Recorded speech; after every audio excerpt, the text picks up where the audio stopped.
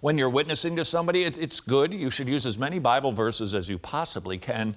Teach as much theology as they will bear. But I sometimes feel that using an illustration, a comparison, a metaphor, an analogy, some sort of similitude, some sort of redundancy will help bring some clarity. So let's get to it, shall we? Here's our objection. Objection, Your Honor. You can't send me to hell. I've done good things. How would you respond?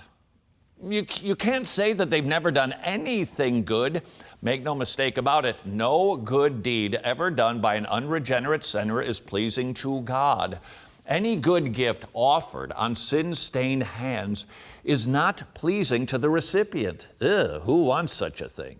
You're giving me something that you think is good, and you yourself are filthy.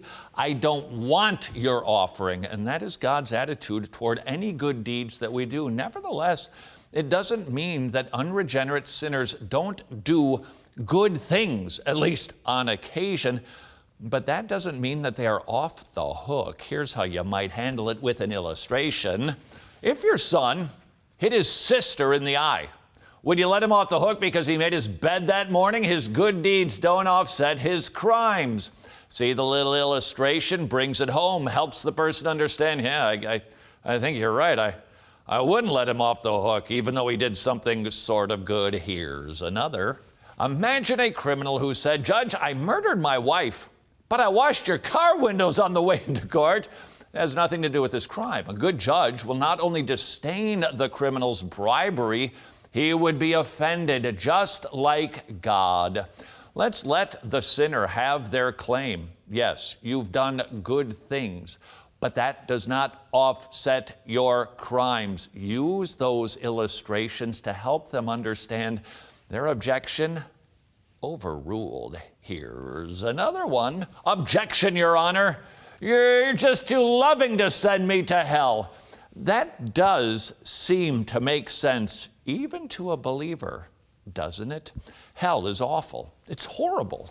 Eternal conscious torment, where people will weep and gnash their teeth forever and ever and ever. It will be pitch black. You won't even be able to see your hand in front of your face. It is an eternal free fall. I know that doesn't sound like the worst thing in the world, but a bottomless pit, it ain't no fun. And you know that from experience. Perhaps you've been walking down the stairs, it was late at night, and you miscalculated. You thought you'd reached the bottom, but there was one more stair, and you do the dipsey-doodle, and you think that you're going to wipe out. That's hell all the time. An eternal dipsey-doodle, and it is not pleasant. And so we are inclined to think, well, if God is really nice, and hell isn't, and he sends people there, then God isn't nice. Let's see if an illustration will help. From Don't Stub Your Toe, imagine a son who broke many laws, found himself in the courtroom of his father, the judge. How would you feel if the judge dismissed his guilty son's case because the child pleaded, Daddy, if you love me, you'll let me go? How would you feel if that son were let off the hook because Dad said he was being loving? It might be loving toward the son, but it is not loving toward the victims, nor is it loving toward that guy's next door neighbor. How would you like to be living next to the guy who pleaded with the judge, you're so nice, you should let me go because you're so loving, and now you need to live next door to the guy? Is that loving toward you? No, it isn't. And so the objection that is offered, God should let people off the hook because he's nice, is actually the opposite of nice. When somebody loves the right things, goodness, kindness, generosity, being peaceable, not argumentative, all the things that we look at and go, that's nice. Those are good things like holiness and purity and speaking uplifting words and not just tearing people down with our tongues all the time.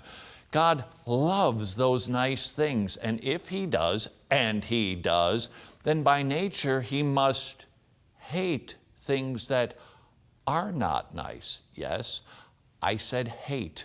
You say, we tell our children never use that word. That's unfortunate because genuine love for what is right and pure and good automatically means that we must hate that which is not. If we genuinely believe those things to be good, then we will genuinely believe those things to be bad. If we love this, then we must by nature hate that, and God does.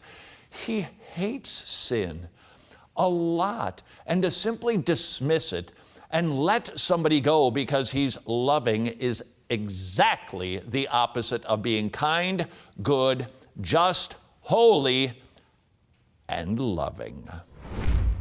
Would you like to be a better witnesser and faith sharer? Expository Apologetics, Dr. Vodi Baucom. It will help you do just that, only with better grammar. This resource, many more, available at wretched.org.